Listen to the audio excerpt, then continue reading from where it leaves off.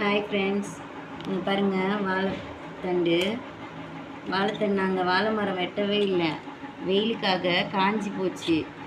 இப்போ பூ பூத்த உடனே இது வெயிட்டு தாங்காமல் மரம் அப்படியே கீழே பாதியாக உடஞ்சி கீழே விழுந்துருச்சு. அதனால் அதை வேஸ்ட் பண்ணக்கூடாதுன்னுட்டு நாங்கள் அந்த வாழைத்தண்டையும் வாழைப்பூவையும் வெட்டி கூட்டு பண்ணுறதுக்காக ரெடி பண்ணி வச்சுருக்கோம். துண்டு துண்டாக வெட்டி வச்சிட்டோம். இந்த வாழைத்தண்டு எல்லாத்தையும் வாழைப்பூவை பொரியல் பண்ண போகிறேன், வாழைத்தண்டை கூட்டு பண்ண போகிறேன்.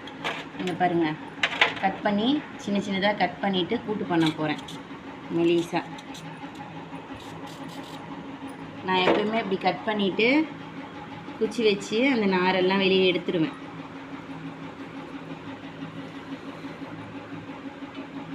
வெயிலுக்காக இந்த மாதிரி மரம் காய்க்கிறதுக்கு முன்னாடியே விழுந்துருச்சு பாருங்கள்.